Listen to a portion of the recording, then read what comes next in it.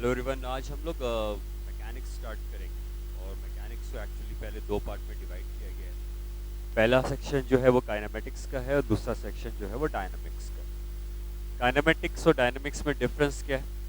Kinematics में हम लोग पढ़ते हैं मोशन के बारे में, मोशन कितना है, डिस्प्लेसमेंट कितना है।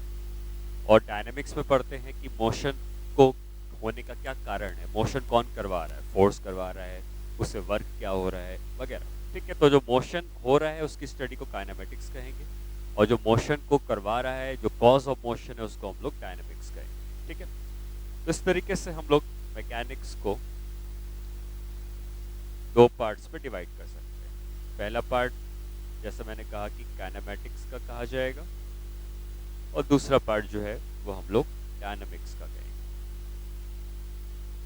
अब काइनेमेटिक्स और डायनामिक्स में जैसा डिफरेंस बताया, ये है स्टडी ऑफ मोशन और ये है study of cause of motion. Motion होने का जो कारण है उसकी स्टडी को हम लोग डायनामिक्स में पढ़ते हैं। अब इस काइनेमेटिक्स में आता क्या क्या है? काइनेमेटिक्स में पहले हम लोग पढ़ते हैं वन डायमेंशनल मोशन, फिर टू डायमेंशनल मोशन, ठीक है, और फिर रिलेटिव मोशन पढ़ते हैं। और डायनामिक्स में हम लोग न्यूटन लॉज ऑफ मोशन पढ़ते हैं, वर्क पावर एनर्जी पढ़ते हैं, सर्कुलर मोशन पढ़ते हैं। ठीक है, तो ये सारी जो होंगे वो डायनामिक्स के अंदर आएंगे। तो इस तरीके से अगर हम इसको डिवाइड करें तो काइनेमेटिक्स में हम लोग जो पढ़ने वाले हैं वो है one dimensional motion. One dimensional motion को ही हम लोग रेक्टिलिनियर मोशन भी कहते हैं। ठीक है, तो इसी को हम लोग कहेंगे रेक्टिलिनियर मोशन। अब इस वन डायमेंशनल मोशन के अंदर भी क्या क्या चीजें आती हैं उसको भी हम समझेंगे। बाद में आएगा टू डायमेंशनल मोशन।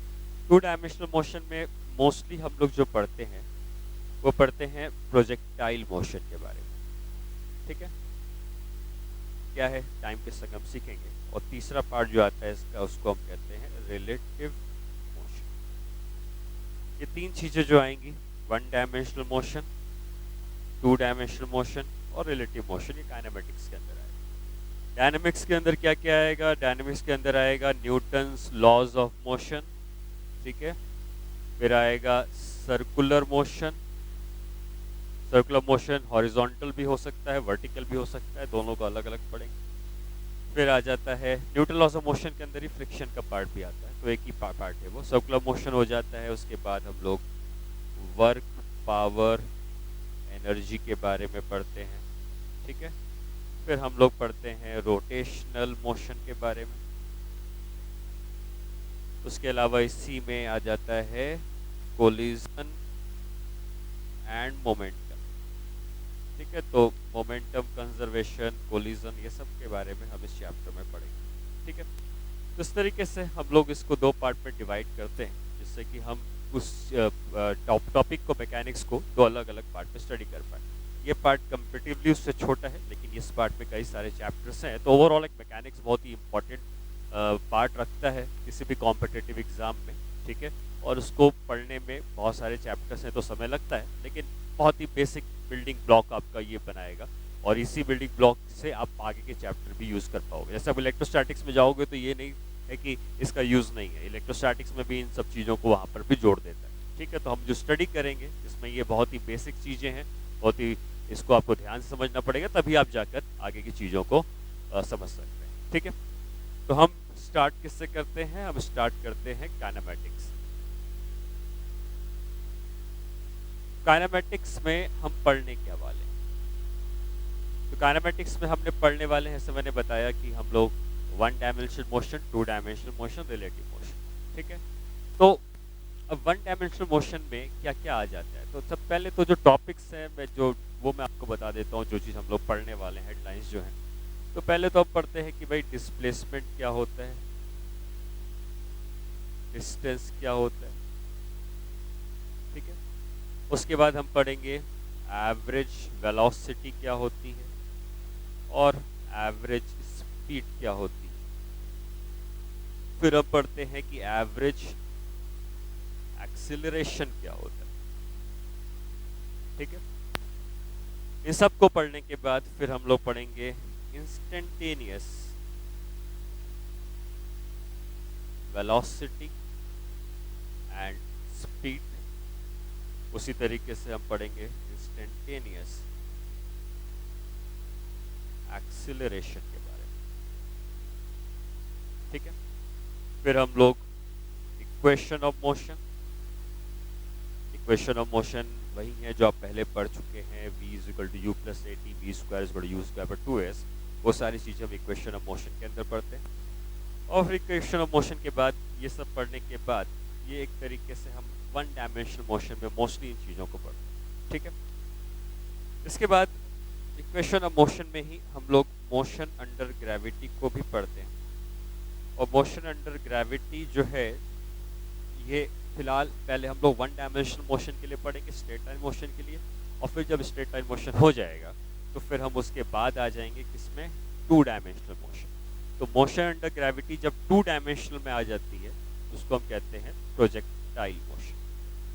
ठीक है, तो प्रोजेक्टाइल मोशन जो है वो बेसिकली ये कह सकते हैं कि अगर हम पार्टिकल को सीधा ऊपर फेंक रहे हैं तो सीधा जाके सीधा एक स्ट्रेट लाइन पे आएगा, तो वो motion under gravity one dimension में है। लेकिन अगर पार्टिकल को किसी एंगल पे फेंकेंगे तो वो जो जाके कहीं दूर गिरेगा उसको हम लोग कहते हैं प्रोजेक्टाइल मोशन। ठीक है, तो motion under gravity in two dimension. वो प्रोजेक्टाइल मोशन को पढ़ने के बाद फिर हम प्रोजेक्टाइल मोशन को ही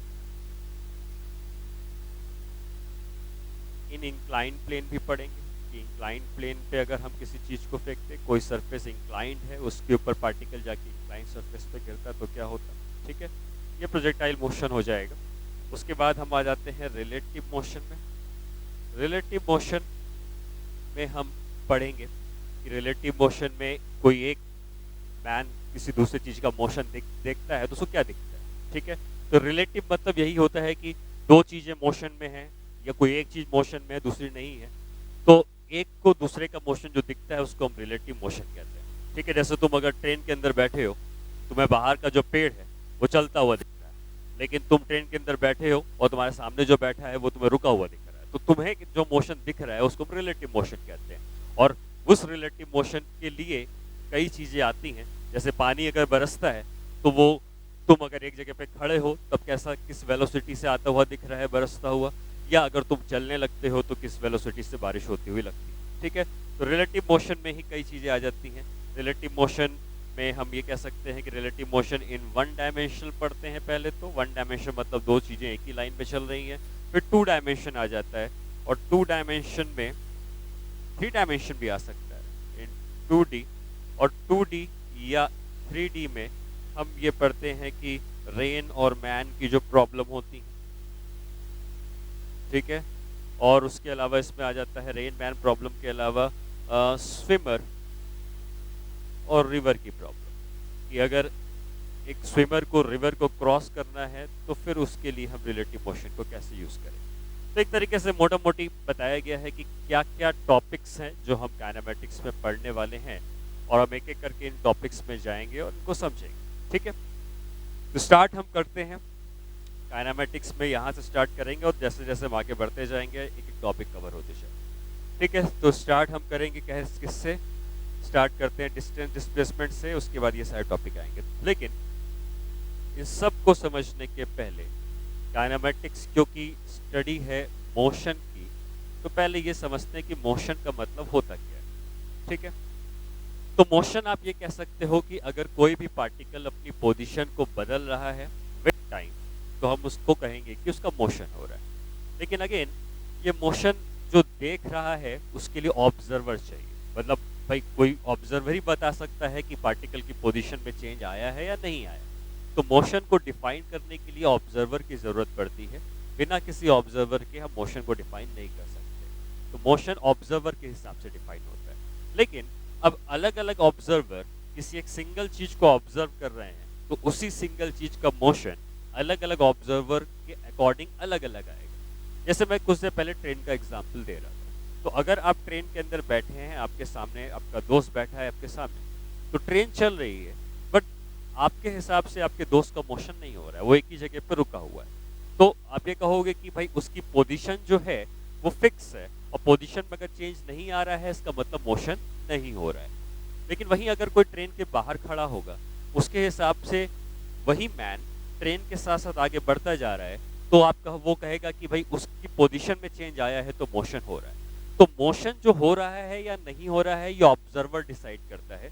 और एक ही पार्टिकल का मोशन अगर अलग अलग ऑब्जर्वर देख रहे हैं तो हो सकता है कि पहले ऑब्जर्वर के अकॉर्डिंग उसका मोशन नहीं हो रहा होगा, लेकिन दूसरे ऑब्जर्वर के अकॉर्डिंग उसका मोशन हो रहा होगा। ठीक है, तो मोशन को डिफाइन करने के लिए किसकी जरूरत पड़ती है? ऑब्जर्वर की।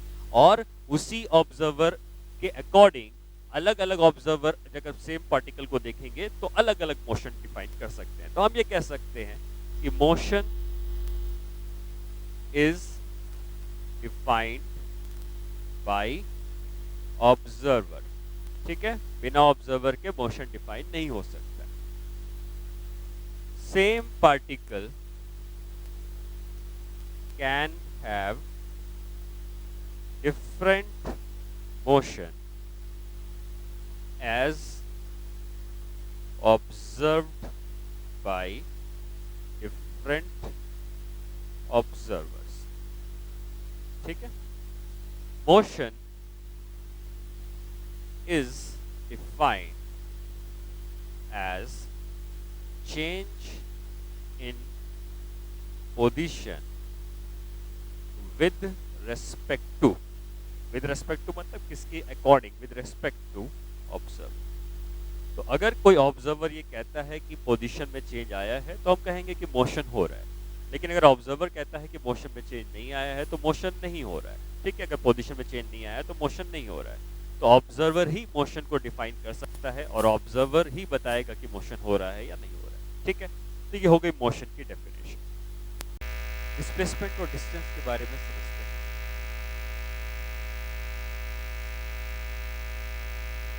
डिस्प्लेसमेंट और डिस्टेंस में अंतर ये है, पहला तो कि डिस्प्लेसमेंट वेक्टर क्वांटिटी है, डिस्टेंस स्केलर क्वांटिटी। हमने एक ओरिजिन का सिस्टम बनाया है जिसमें ये वाई एक्सिस है, ये एक्स एक्सिस है, यहाँ पे कोई पार्टिकल है जिसकी पोजीशन पॉइंट Q पर है और कुछ देर के बाद मान लीजिए पार्टिकल पॉइंट Q पर पहुँच जाए। तो जैसा हमने कहा कि पार्टिकल की पोजीशन चेंज हो रही है तो मोशन होगा। तो पार्टिकल की पोजीशन डिफाइन कौन कर रहा है? ये ओरिजिन में बैठा हुआ है।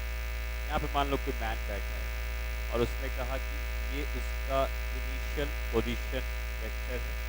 पोजीशन को बताने वाला वेक्टर पोजीशन वेक्टर कहा जाता है। तो ये इनिशियल पोजीशन वेक्टर है और ये इसका फाइनल पोजीशन वेक्टर। ठीक है, तो पार्टिकल P से Q चला गया है, उसकी पोजीशन में चेंज आया है। पहले P पे था तो उसका इनिशियल पोजीशन वेक्टर था, ये किसी रास्ते से जाता हुआ Q तक पहुंचेगा और उसका ये फाइनल पोजीशन वेक्टर होगा। अब अगर हम P से Q तक एक वेक्टर को वाइंड कर दें और इस वेक्टर को अगर हम वेक्टर R का नाम दें तो हम ये कह सकते हैं कि पार्टिकल P से Q जिस रास्ते से गया होता है उसको हम डिस्टेंस का नाम देते हैं। लेकिन जो P से Q को जोड़ने वाला जो वेक्टर बनता है या शॉर्टेस्ट लाइन बनती है इसको हम डिस्प्लेसमेंट का नाम देते हैं। तो डिस्प्लेसमेंट है ये P से Q जोड़ने वाला वेक्टर और डिस्टेंस है P से Q जाने वाली जो स्ट्रेट लाइन है उसको हम कह रहे हैं डिस्टेंस। ठीक है, तो दोनों में डिफरेंस आप समझ सकते हैं। डिस्प्लेसमेंट जो है ये डिस्प्लेसमेंट क्या है? डिस्प्लेसमेंट है वेक्टर R। डिस्प्लेसमेंट R कोई वेक्टर है। हमने पोजीशन वेक्टर जब पढ़ा था वेक्टर्स में तो हमने ये डिफाइन किया था कि अगर ये R है, ये R1 या R2 है तो जो R होता है ये vector R2 minus vector R1 होता है। तो क्या हम इस वेक्टर R को लिख सकते हैं vector R2 minus vector R1? ठीक है, तो ये जो R है यही डिस्प्लेसमेंट है और ये vector R2 minus vector R1 है। वेक्टर R2 क्या है? वेक्टर R2 है फाइनल पोजीशन है इसकी। और वेक्टर R1 क्या है? वेक्टर R1 जो है वो उसकी इनिशियल पोजीशन है। और अगर हम इसकी फाइनल पोजीशन से इनिशियल पोजीशन को माइनस कर दें तो ये क्या आ जाएगा? ये आ जाएगा चेंज इन पोजीशन। इसका मतलब आप डिस्प्लेसमेंट को डिफाइन कर सकते हैं। तरीका ये होता है कि डिस्प्लेसमेंट को डिफाइन कर सकते हैं चेंज इन पोजीशन। जो भी पोजीशन में चेंज आया है वो डिस्प्लेसमेंट। ठीक है, या जैसे डेफिनेशन बुक्स में लिखी रहती है कि displacement is the shortest distance between the initial and final point, ये भी कहा जा सकता है। और डिस्प्लेसमेंट को ये भी कहा जा सकता है कि जो चेंज इन पोजीशन है दैट इज डिस्प्लेसमेंट। ठीक है, ये एक वेक्टर क्वांटिटी है और इसका डायरेक्शन होता है इनिशियल पॉइंट से फाइनल पॉइंट की तरफ, इसका डायरेक्शन होता है डिस्टेंस। डिस्टेंस को डिफाइन किया जाता है टोटल पाथ लेंथ। जो भी टोटल पाथ की लेंथ है उसको हम कहेंगे ये डिस्टेंस। ठीक है, तो जो P से Q तक पाथ से गया है ये डिस्टेंस हो गया, और P से Q तक जो स्ट्रेट लाइन बनेगी उसको डिस्प्लेसमेंट। डिस्टेंस अलग अलग हो सकते हैं, अब अलग अलग रास्ते से जा सकते हैं, अलग अलग रास्ते से जाते जाएंगे तो डिस्टेंस अलग अलग होता जाएगा, लेकिन जो डिस्प्लेसमेंट है वो सीधे सीधे यही पाथ होगा। इससे कोई फर्क नहीं पड़ता कि आप किस रास्ते से किसी को जा रहे हैं। ठीक है, तो डिस्टेंस एक स्केलर क्वांटिटी है और ये पाथ लेंथ होती है। डिस्प्लेसमेंट एक वेक्टर क्वांटिटी है जो P से Q तक स्ट्रेट लाइन से जोड़ा जाता है। ठीक है, ये जो डिस्टेंस है और डिस्प्लेसमेंट है, डिस्प्लेसमेंट भी कुछ मीटर्स में ही आएगा, इसकी भी यूनिट मीटर, किलोमीटर, सेंटीमीटर ही रहेगी। तो ये जो दूरी है, ये दूरी हमेशा इस दूरी से कभी बड़ी नहीं हो सकती, बराबर हो सकती है। अगर पार्टिकल P से Q सीधा चला जाता तो डिस्प्लेसमेंट और डिस्टेंस बराबर हो जाते, लेकिन पार्टिकल P से Q किसी और रास्ते पे जाता तो हम ये कह सकते हैं कि जो डिस्प्लेसमेंट होगा, ये डिस्प्लेसमेंट का जो भी मैग्नीट्यूड होगा, मैग्नीट्यूड मैं इसलिए लिख रहा हूँ क्योंकि डिस्प्लेसमेंट एक वेक्टर क्वांटिटी है, इसका जो मैग्नीट्यूड होगा, ये मैग्नीट्यूड डिस्टेंस से या तो छोटा होगा या उससे बड़ा होगा। सॉरी, डिस्टेंस से या तो छोटा होगा या उसके बराबर होगा, कभी उससे बड़ा नहीं हो सकता। ठीक है, जो वेक्टर क्वांटिटीज होती हैं जैसे डिस्प्लेसमेंट, डिस्प्लेसमेंट नेगेटिव भी हो सकता है, पॉजिटिव भी हो सकता है। क्यों? क्योंकि डिस्प्लेसमेंट वेक्टर क्वांटिटी है, वेक्टर के पास डायरेक्शन होती है। अगर मैं कहता हूँ कि मैं आगे गया तो हो सकता है मैं उसको कहूँ 5 मीटर पॉजिटिव डिस्प्लेसमेंट है, लेकिन जब मैं लौट के यहाँ पर आ गया तो मेरा डिस्प्लेसमेंट 0 हो गया। मतलब जाने वाले को अगर मैं +5 मीटर कहूँगा तो आने वाले को -5 मीटर कहूँगा। डिस्प्लेसमेंट पॉजिटिव नेगेटिव दोनों हो सकता है, क्योंकि वो वेक्टर। डिस्टेंस क्या है? डिस्टेंस स्केलर है। तुम 5 मीटर गए और 5 मीटर आ गए तो टोटल कितना चले? 10 मीटर। तुमने नेगेटिव नहीं लिया, डिस्टेंस हमेशा जुड़ता जाता है, 5 गए 5 आए 10 मीटर, लेकिन डिस्प्लेसमेंट में जाने वाला पॉजिटिव है तो आने वाला नेगेटिव होगा। ठीक है, इन पॉइंट्स को हम लिखेंगे बाद में, बट इस बात को आप याद रखिएगा कि इन जनरल जितनी वेक्टर क्वांटिटीज होती हैं उनके डायरेक्शन के हिसाब से पॉजिटिव नेगेटिव डिफाइन किया जाता है। जितनी स्केलर क्वांटिटी होती हैं उनके लिए डायरेक्शन इंपॉर्टेंट नहीं होता है, उनके लिए सिर्फ वैल्यूज होती हैं। आप चाहे जाएंगे या आएंगे वो हमेशा पॉजिटिव। ठीक है, तो ये हो जाता है डिस्प्लेसमेंट और डिस्टेंस। ठीक है, तो डिस्प्लेसमेंट और डिस्टेंस के बारे में हमने समझा कि उस दोनों में डिफरेंस क्या होता है, कैसे हम निकालते हैं। मान लो एक साइकिल का टायर जो कि घूम रहा है और आगे भी बढ़ रहा है, तो जब ये घूमता हुआ आगे बढ़ेगा तो कुछ देर के बाद ये आगे कहीं यहाँ पहुँच गया मान, और अगर यहाँ पहुँच चुका है तो ऑब्वियसली इस व्हील के जितने भी पॉइंट्स हैं सबकी पोजीशन में कुछ ना कुछ चेंज आया होगा। तो ये बात हम समझ रहे हैं कि ये रोटेट भी कर रहा है और आगे भी बढ़ रहा है। हालांकि इसके मोशन को हम लोग रोटेशनल मोशन में डिटेल में समझेंगे। अभी फिलहाल हम ये जानना चाहते हैं कि अगर यहाँ पे एक पॉइंट P था तो ये पॉइंट P जैसे जैसे ये व्हील घूमेगा और आगे बढ़ेगा तो पॉइंट P जो है इस तरीके से कहीं जाएगा और कुछ देर के बाद ये पॉइंट P यहाँ पर पहुँच जाएगा। ठीक है, इसका जो पाथ है इसके बारे में हम लोग रोटेशनल मैकेनिक्स में पढ़ेंगे। ये पाथ कुछ इसका इस तरीके से आएगा। ठीक है, लेकिन अभी हम इसके पाथ के बारे में नहीं जानना चाहते हैं, पाथ की लेंथ के बारे में नहीं जानना चाहते हैं। हम ये जानना चाहते हैं कि अगर ये पॉइंट P जो पहले ऊपर था, अगर ये कुछ देर के बाद नीचे पहुंच गया है तो उसका डिस्प्लेसमेंट कितना हुआ है। तो डिस्प्लेसमेंट कितना हुआ है, तो डिस्प्लेसमेंट हम कैसे निकालते हैं? डिस्प्लेसमेंट निकालने के लिए मतलब क्वेश्चन क्या है? क्वेश्चन ये है कि find displacement of point P। ठीक है, ये क्वेश्चन है हमारा।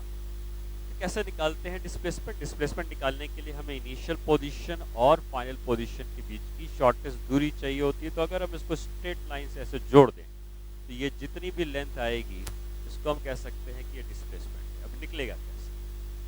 निकालने के लिए एक वर्टिकल लाइन आप ड्रॉ कर दें, और ये वर्टिकल लाइन जो ड्रॉ करोगे इसकी लेंथ तो पता है क्योंकि ये डायमीटर है, तो ये लेंथ तो 2r की हो गई। ठीक है, अगर किसी तरीके से ये वाली लेंथ निकल जाए तो अब इसका डिस्प्लेसमेंट फाइंड आउट कर सकते हैं। अब ये लेंथ कैसे निकलेगी? बेसिकली जब ये व्हील घूमती है तो जैसे तो घूमेगी तो कभी ये रोटेशन से क्लॉकवाइज हो रहा है, तो ये वाला पॉइंट ग्राउंड को टच करेगा, फिर ये करेगा, फिर ये करेगा, फिर ये करेगा, और ऐसे करते करते एक समय ऐसा आएगा कि पॉइंट पी भी ग्राउंड से टच कर जाएगा। अब इसको ऐसे समझ सकते हैं कि अगर हमारे पास एक सर्कल है, मान लो, ठीक है, ये सर्कल है, अगर इस सर्कल को मैंने यहाँ से कट कर दिया, ये पॉइंट है 1 और ये पॉइंट बन गया 2, हालांकि दोनों एक ही पॉइंट थे जब वो सर्कल था। अब अगर मैंने सर्कल को खोल दिया तो क्या ये स्ट्रेट लाइन बन जाएगा?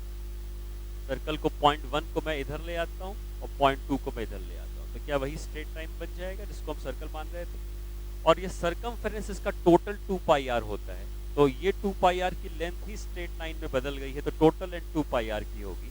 तो यहाँ से यहाँ तक की लेंथ को पाई आर और यहाँ से यहाँ की लेंथ को भी पाई आर कह सकते हैं, क्योंकि टोटल 2 पाई आर सरकमफेरेंस होता है। वही चीज यहाँ पर हुई है कि जो पॉइंट पी था ऊपर वो यहाँ पे आ गया, तो पॉइंट पी अगर यहाँ पर आ चुका है तो ये जो लेंथ होगी यहाँ से यहाँ वाली, ये लेंथ हो जानी चाहिए पाई आर के बराबर। और अगर ये 2r है या पाई आर है तो हम पाइथागोरस थ्योरम लगा सकते हैं, और ये आ जाएगा 2r का whole square plus pi r का होल स्क्वायर। इस तरीके से हम पॉइंट पी का डिस्प्लेसमेंट फाइंड आउट कर सकते हैं। ठीक है, तो एक क्वेश्चन हो गया जिसमें आपको डिस्प्लेसमेंट निकालने को कहता है। डिस्टेंस निकालना इतना आसान नहीं है, क्योंकि ये जो बात होता है ये सर्कुलर नहीं है, एलिप्टिकल नहीं है, अलग तरीके का बात होता है। जैसे डिस्टेंस हम निकालने की फिलहाल कोई बात नहीं कर रहे हैं, लेकिन डिस्प्लेसमेंट क्योंकि स्ट्रेट लाइन होती है तो उसको हम स्ट्रेट लाइन से जोड़कर निकालते हैं। ठीक है, चलिए आगे बढ़ते हैं, और आगे बढ़ के अब हम समझते हैं कि डिस्प्लेसमेंट और डिस्टेंस को निकालने के बाद अब हम समझते हैं कि एवरेज स्पीड क्या होती है, और फिर उसके बाद एवरेज वेलोसिटी क्या होती है। ठीक है, एवरेज स्पीड का मतलब ये होता है कि अगर आप किसी एक जगह से दूसरी जगह जाते हैं तो ऑब्वियसली आपकी स्पीड कांस्टेंट नहीं रहती, बदलती रहती, कभी ज़्यादा होती, कभी कम होती, कभी रुक भी जाते हो, तो स्पीड तुम्हारी लगातार बदल रही है। तो ये जो बदलती हुई चीज़ें हैं, इसकी जब हम एवरेज वैल्यू निकालते हैं इसको हम एवरेज स्पीड कहते हैं। ठीक है, तो हो सकता है तुम ज़्यादा से ज़्यादा 100 किलोमीटर पर आवर की स्पीड से चले होगे, कम से कम 0 किलोमीटर पर आवर की स्पीड से चले होगे, तो इन सब का जो एवरेज निकलता है 100 और 0 के बीच में कहीं आएगा, उसको हम कहेंगे एवरेज स्पीड। एवरेज स्पीड निकलती कैसे? तो एवरेज स्पीड को निकालने के लिए एक फॉर्मूला होता है, और ये फॉर्मूला कहता है कि एवरेज स्पीड अगर आपको निकालनी है तो टोटल डिस्टेंस पार्टिकल ने जितना भी ट्रैवल किया है, इसको अगर हम टोटल टाइम से डिवाइड कर देंगे तो हमको मिल जाएगी average speed. Average speed is total distance by total time, simple. ठीक है, वही जब एवरेज वेलोसिटी की बात करते हैं तो एवरेज वेलोसिटी में थोड़ी चीज़ें अलग हो जाती है, क्योंकि स्पीड एक स्केलर क्वांटिटी है, इसके पास कोई डायरेक्शन नहीं है।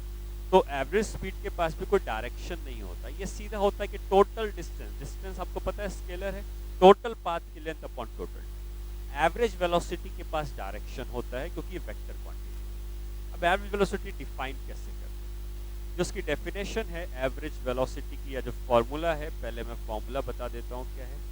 एवरेज वेलोसिटी का फॉर्मूला बताता है कि आपको कैलकुलेट करना है टोटल डिस्प्लेसमेंट, वहाँ पे हम कैलकुलेट करते थे टोटल डिस्टेंस, यहाँ पे कैलकुलेट करेंगे टोटल डिस्प्लेसमेंट, और ये टोटल डिस्प्लेसमेंट को ट्रैवल करने में अगर उसको जितना भी टोटल टाइम लगता है उससे डिवाइड कर देंगे तो एवरेज वेलोसिटी आ जाएगी। और डिस्प्लेसमेंट वेक्टर क्वांटिटी है तो एवरेज वेलोसिटी भी वेक्टर क्वांटिटी होगी, डिस्टेंस स्केलर क्वांटिटी है तो एवरेज स्पीड भी स्केलर क्वांटिटी होगी। दोनों में डिफरेंस आपको समझ में आ गया कि एवरेज वेलोसिटी में हमें डिस्प्लेसमेंट चाहिए होता है और एवरेज स्पीड में हमको डिस्टेंस चाहिए होता है। अब इसी चीज़ को अगर हम वन डायमेंशनल मोशन में समझते हैं, मान लो कोई पार्टिकल एक्स एक्सिस की तरफ चल रहा है, किसी समय वो यहाँ पर, ठीक है, अगर वो यहाँ पर था तो उसकी पोजीशन x1 के बराबर थी, x1 का जो वेक्टर आएगा ये इसकी पोजीशन बता देगा, और कुछ देर के बाद अगर ये यहाँ पहुँच गया तो अब इसकी पोजीशन का जो वेक्टर है ये x2 का वेक्टर बन गया, तो इसकी इनिशियल पोजीशन x1 थी और फाइनल पोजीशन x2 हो गई। अगर ये यहाँ से यहाँ गया है तो ऑब्वियसली जब ये यहाँ पर रहा होगा तो उस समय घड़ी में कुछ समय हुआ होगा, मान लेते हैं टाइम t1 हुआ होगा, और जब ये यहाँ पहुँच गया होगा तो हो सकता है टाइम t2 हो गया होगा। तो जब ये पार्टिकल यहाँ से यहाँ तक गया है तो हम निकालना चाहते हैं कि इसके बीच में इसकी कि एवरेज वेलोसिटी क्या है। तो हम जब एवरेज वेलोसिटी निकालना चाहते हैं, जो हमने यहाँ पर लिखा है, तो हम ये लिख सकते हैं average velocity is equal to, क्या फॉर्मूला है, टोटल डिस्प्लेसमेंट। अब टोटल डिस्प्लेसमेंट को हम चेंज इन पोजीशन कहते हैं, जैसे हमने पहले सीखा था। फाइनल पोजीशन x2 के बराबर है, इनिशियल पोजीशन x1 के बराबर है, तो चेंज इन पोजीशन हो गई x2 माइनस x1। और इसको यहाँ से यहाँ जाने में टाइम कितना लगा है, टाइम लगा है t2 माइनस t1। t1 है यहाँ से यहाँ तक पहुँचने का समय, t2 है यहाँ से पूरा यहाँ तक पहुँचने का समय, तो इनके बीच में जो समय लगेगा वो t2 माइनस t1 हो गया। या एवरेज वेलोसिटी को हम लिख सकते हैं delta x by delta t। ये एवरेज वेलोसिटी को निकालने का तरीका हो गया, इसमें हम चेंज इन पोजीशन, इसको हम डिस्प्लेसमेंट कह रहे हैं, डिवाइड बाय चेंज। कोई ज़रूरी नहीं है कि पार्टिकल स्ट्रेट लाइन पे ही चल रहा होता, हो सकता है कि पार्टिकल इस पॉइंट से इस पॉइंट पे किसी और रास्ते से आया होता।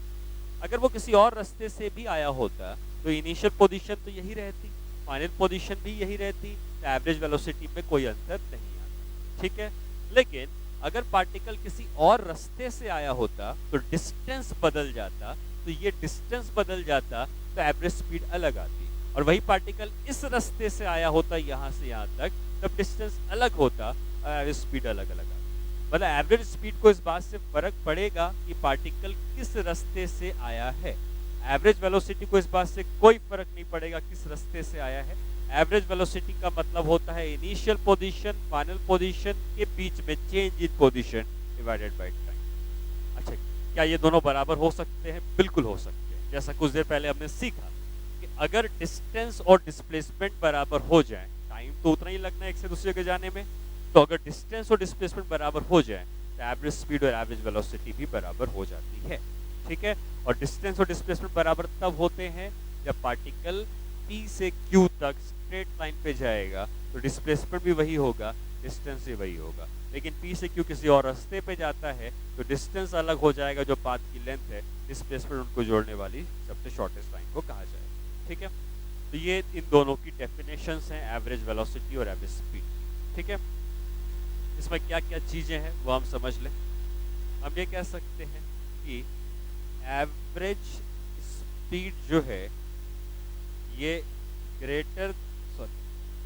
एवरेज स्पीड डिस्टेंस है, एवरेज स्पीड जो है ग्रेटर देन और इक्वल टू एवरेज वेलोसिटी। ऐसा मैंने क्यों लिखा? क्योंकि एवरेज वेलोसिटी का मैग्नीट्यूड, क्योंकि वो वेक्टर है तो हम उसका मैग्नीट्यूड की बात करनी पड़ेगी। ऐसा इसलिए लिखा क्योंकि अभी कुछ देर पहले हमने सीखा कि डिस्टेंस जो होता है ये डिस्प्लेसमेंट से या तो बड़ा होता है या बराबर होता है। तो अगर डिस्टेंस डिस्प्लेसमेंट से बड़ा है या बराबर है तो एवरेज स्पीड भी एवरेज वेलोसिटी से या तो बड़ी होगी या बराबर होगी, ठीक है।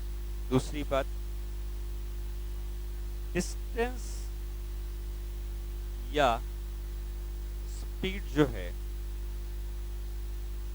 या एवरेज स्पीड की मैं बात कर रहा हूँ, डिस्टेंस एंड एवरेज स्पीड जो है ये स्केलर क्वांटिटीज हैं। So they will always be positive. ये दोनों हमेशा पॉजिटिव आएंगे। कभी भी कोई स्केलर क्वांटिटी जो है, हालांकि वर्क हम आगे बढ़ेंगे जाके नेगेटिव हो जाता है, लेकिन वो अलग चीज़ ही है, उसका एक्सप्लेनेशन अलग है, तो उसको मैं बाद में बताऊंगा। अभी फिलहाल आपको ये समझना है कि जितनी भी स्केलर क्वांटिटीज होती हैं वो सिर्फ पॉजिटिव होती है, चाहे वो एवरेज स्पीड हो या डिस्टेंस हो, ये हमेशा पॉजिटिव है। वहीं जितनी वेक्टर क्वांटिटीज होती हैं वो पॉजिटिव नेगेटिव दोनों हो सकती है, ठीक है। तो जो डिस्प्लेसमेंट होता है या एवरेज वेलोसिटी होती है ये वेक्टर क्वांटिटीज है, और जो वेक्टर क्वांटिटीज होती हैं वो दोनों हो सकती है। तो they can be positive as well as negative, ठीक है। ये दोनों के बीच में डिफरेंस। और जैसे हमने सीखा कि एवरेज वेलोसिटी वेक्टर क्वांटिटी है, एवरेज स्पीड स्केलर क्वांटिटी है, तो एक पॉइंट और रहता है कि क्योंकि जितनी भी वेक्टर क्वांटिटीज हैं उनके डायरेक्शन होते हैं, तो जो डायरेक्शन होता है, direction of average velocity is same as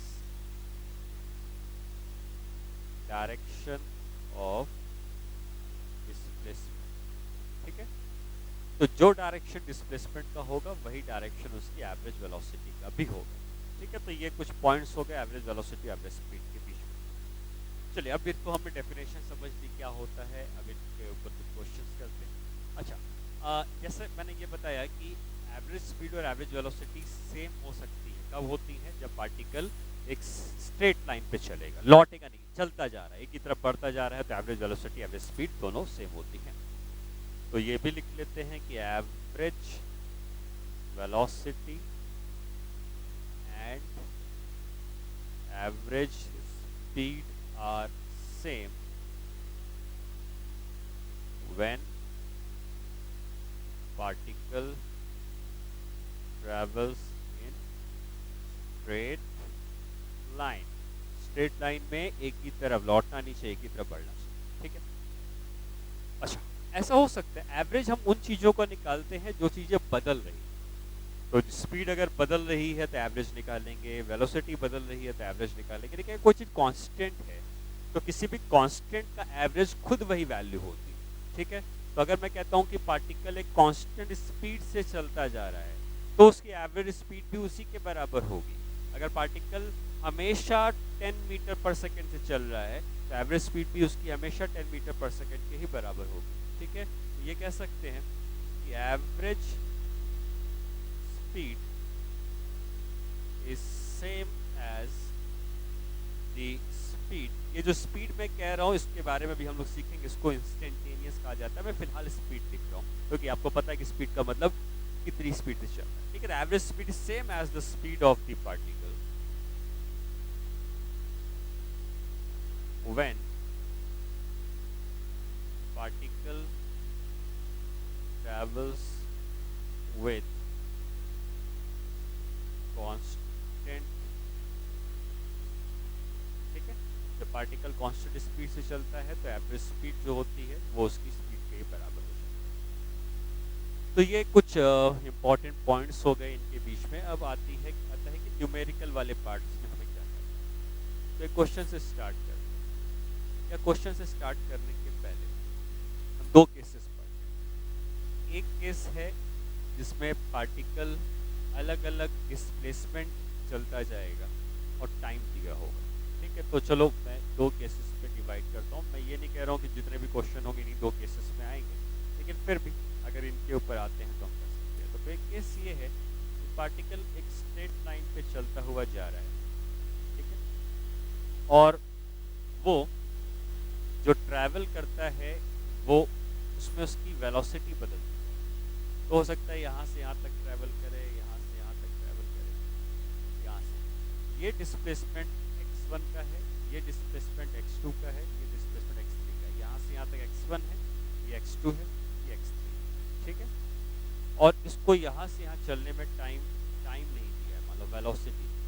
यहाँ से यहाँ तक ये v1 की स्पीड से चला है, यहाँ से यहाँ तक v2 की स्पीड से चला है, यहाँ से यहाँ v3 की स्पीड से चला है। और भी हो सकता है क्योंकि स्ट्रेट लाइन मोशन है तो average velocity average speed same है। तो हम एवरेज स्पीड लिखें या एवरेज वेलोसिटी लिखें, दोनों सेम होंगे और ये हो जाएगा total displacement by total time.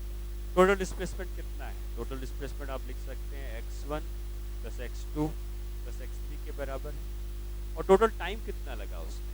Time होता है डिस्टेंस बाय स्पीड। ये तो फॉर्मूला आपको पता ही है कि हमें जब भी टाइम निकालना होता है तो टाइम हो जाता है कि कितना डिस्टेंस ट्रैवल किया है डिवाइड बाय कितनी स्पीड से ट्रैवल किया है, ये फॉर्मूला होता है। तो अगर हम यहाँ का टाइम निकालेंगे तो x1 का डिस्टेंस v1 की स्पीड से ट्रैवल किया है तो पहला टाइम हो गया x1 बाई v1, यहाँ से यहाँ तक का टाइम, प्लस यहाँ से यहाँ तक का टाइम हो गया x2 बाई v2 और फिर ये टाइम हो गया x3 बाई v3। तो अगर हमको डिस्प्लेसमेंट्स और वेलोसिटी दी होगी तो हम एवरेज वेलोसिटी को इस तरीके से निकाल सकते हैं, ठीक है। दूसरा केस क्या है? दूसरे केस में आपको वेलोसिटी और टाइम दिए हो। मतलब ये है कि पार्टिकल अभी भी स्ट्रेट लाइन पे चल के जा रहा है, यहाँ से यहाँ तक गया, कुछ दूर तक ये v1 की वेलोसिटी से गया, फिर कुछ दूर तक v2 की वेलोसिटी से गया, और फिर कुछ दूर तक v3 की वेलोसिटी से गया। इसको यहाँ से यहाँ पहुँचने में कुछ टाइम लगेगा, तो हमको ये नहीं पता है कि कितना चला है, बस ये पता है कि 1 घंटे तक v1 से चला, 2 घंटे तक v2 से चला, 10 घंटे तक v3 से चला, तो टाइम दिया है। तो यहाँ से यहाँ तक जाने का टाइम t1 है, ये टाइम t2 है, और ये टाइम t3। अब कैसे निकालेंगे एवरेज वेलोसिटी?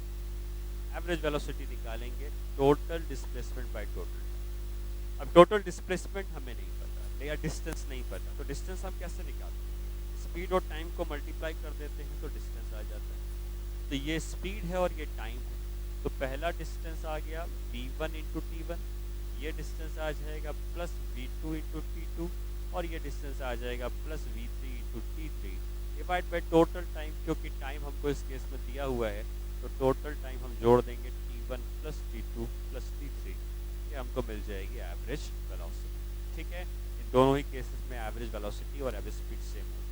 तो अगर हमको दोनों केसेस में ध्यान दो, वेलोसिटीज दी हुई हैं, यहाँ पे डिस्प्लेसमेंट दिया है तो ऐसे निकालते हैं, टाइम दिया था ऐसे। ठीक है।